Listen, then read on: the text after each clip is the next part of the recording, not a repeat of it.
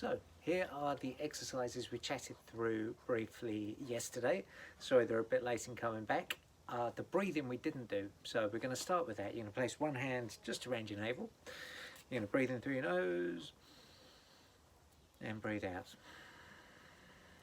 And you should feel this hands, I don't know if you can see that, but just ever so slightly moving out. So you're just going to dial in with that and start to slightly extend the exhalation. So maybe breathe in for a count of 3 and breathe out for a count of maybe 4 or 5.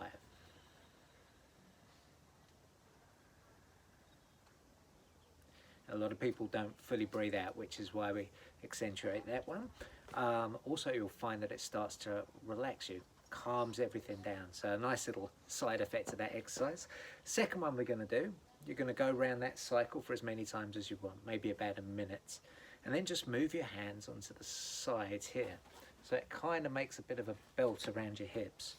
And this time, while breathing into your stomach, you're also going to feel your hands coming out. So as you breathe in, feel the hands come this way as you breathe out. And the same thing. Slightly increase the exhalation. Do that for about a minute. Then you take one hand on your chest, one hand on your tummy. And this time it's going to be like filling up a big glass of water. So you're going to breathe into your tummy, and then it's going to transfer up to your chest. And then you're going to breathe out of your chest, and it finishes coming out of your tummy. So same thing, breathing in and out.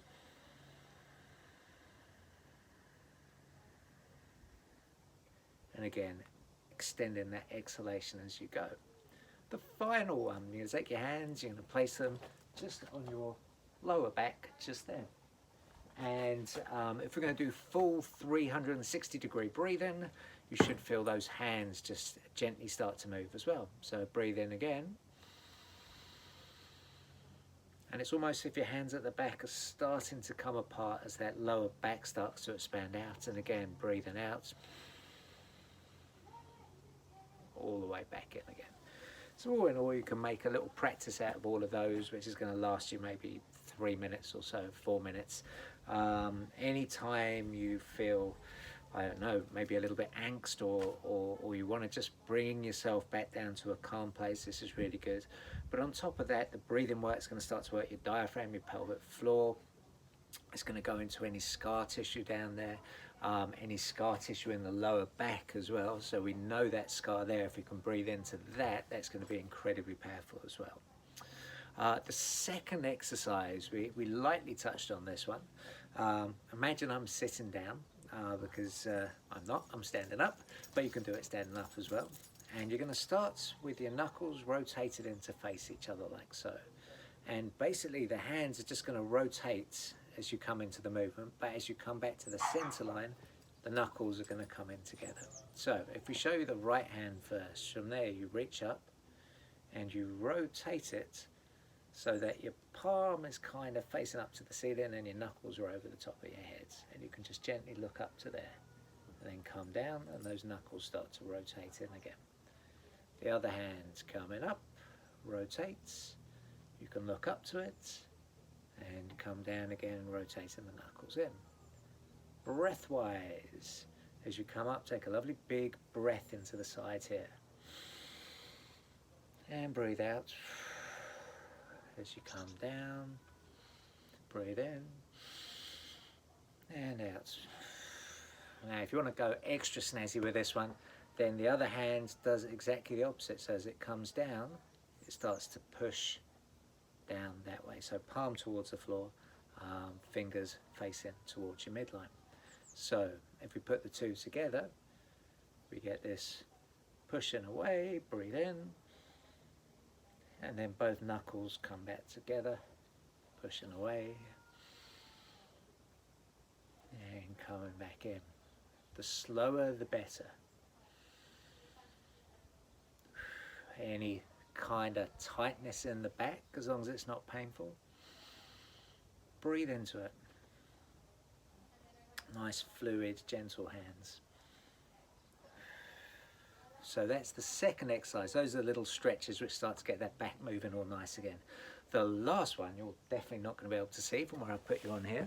So I'm going to take this down and we're going to mock something up just here. There we go, that works quite well. So if I sit on the side here, we had one leg kind of dangling off, didn't we? Because we had you on my stool before.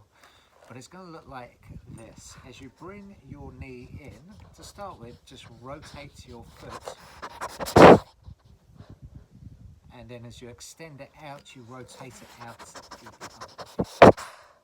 Rotate in, come down, rotate out, the other way. Remember with this, we put a hand on the thigh to make sure the thigh wasn't doing all the rotation, but it's more happening at that knee joint. And then we did the opposite, so instead of rotating in at the bottom, we rotated out at the bottom, so the foot's pointing out.